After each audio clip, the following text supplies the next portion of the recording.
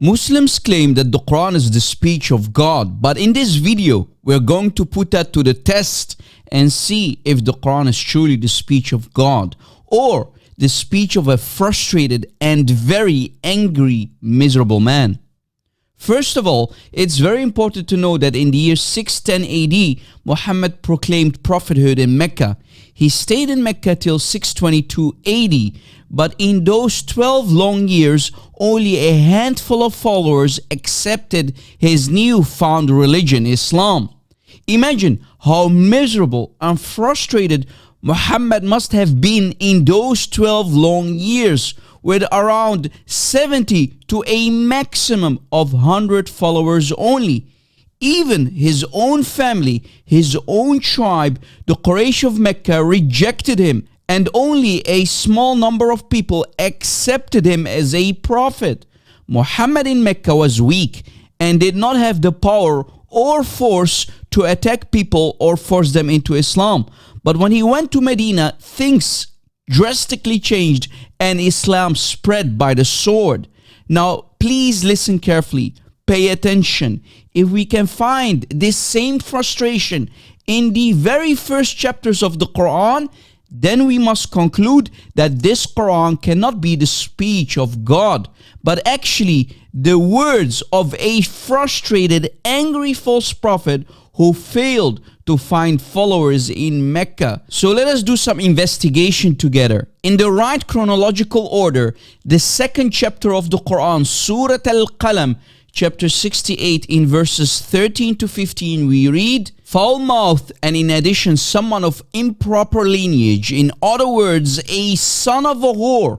And the Arabic word here is zanim, a bastard who doesn't know his real father, someone whose lineage is unknown. And in ayah 14, because he has some wealth and sons. Walid bin al-Mughira, who was one of the chiefs of Quraysh, who insulted Muhammad in Mecca. So the speaker of the Quran then felt the desperate need to insult that man like any angry or frustrated human being by calling him a son of a whore, a bastard. Wow, just wow. We know that the Quraysh of Mecca used to call Muhammad a liar, a mad poet, an udhun, an ear. And the chief of Quraysh, Walid bin al-Mughira, in verse 15 said to Muhammad after hearing the recitation of the Quran, "We, the Quraysh, know these stories already. You, Muhammad, are not telling us anything new. You only claim that you are receiving a revelation, but we know these fairy tales. These are known stories of earlier people.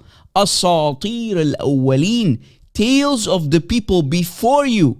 So in other words, the Quraysh of Mecca knew that Muhammad was a fraud, a poet, a storyteller. So when they called him out and mocked him, Muhammad then, out of frustration and anger, insulted them back in his man-made Quran, claiming that it's Allah who is insulting them and not him.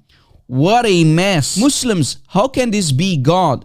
This is not God speaking. These are the words of a miserable, old, troubled and angry man who feels the need to insult his own people because his people and tribe mocked him and rejected him. The Quran contains insults of a very nasty mouthed man from the streets who is calling Walid bin al-Mughira, a chief of the Quraysh tribe, a son of a whore, a bastard. This is very disturbing, strange, and very, very fishy, don't you think? Here is some background information. Walid bin al-Mughira happens to be the father of the Khalid bin Walid, who later became one of the commanders of the Muslim army and even got the nickname the Sword of Allah. Yet the writer of the Quran called his father a son of a whore. Wow. Muhammad had no honor or any dignity, just like his followers. Imagine, they were converting to Islam while Muhammad was insulting them and their fathers. Are you not convinced yet? Here is more. In Al-Adab al-Mufrad 963, we read in this Sahih, authentic, sound hadith that Muhammad even insulted his own companions by telling them to go buy their father's penises if they boasted about the pre-Islamic period, Al-Jahiliyyah. You must be a true cuckold, a day youth, to accept such an insult. But then he gave the excuse, if I, Muhammad, the Prophet of Islam, curse you or insult you, I have made a deal, a pact with my God Allah. He will later reward you in the afterlife.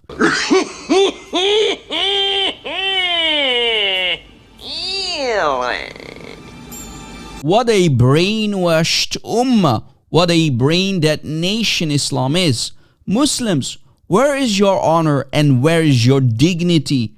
How can you accept this? Muhammad did not only curse and insult his own tribe, the Quraysh of Mecca, but he insulted and also cursed his own Muslim followers as well. Muslims, it's time to wake up. Take that red pill and leave this man-made cult and reject this self-proclaimed false prophet. Don't allow your imams to fool you any longer. They are the ones who are keeping this cult alive anyway. Without their deception and scare tactics, Islam would have died long time ago.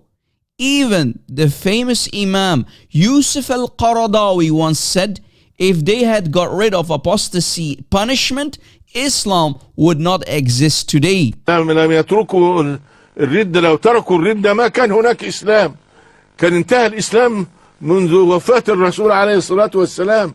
فالوقوف أمام الردة هو الذي أبقى الإسلام.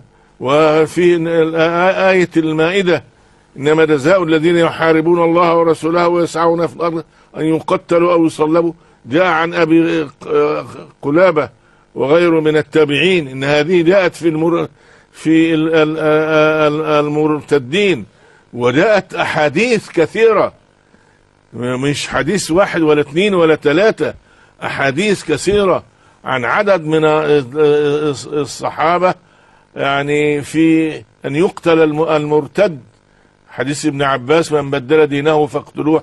حديث ابن مسعود لا يحل امرئ إلا بإحدى ثلاث، السيب الزاني والنفس بالنفس، النفس بالنفس، والتارك لدينه المفارق للجماعة. وحديث أبي موسى الأشعري ومعاذ ابن جبل وأبي هريرة وعدد من الصحابة في مسألة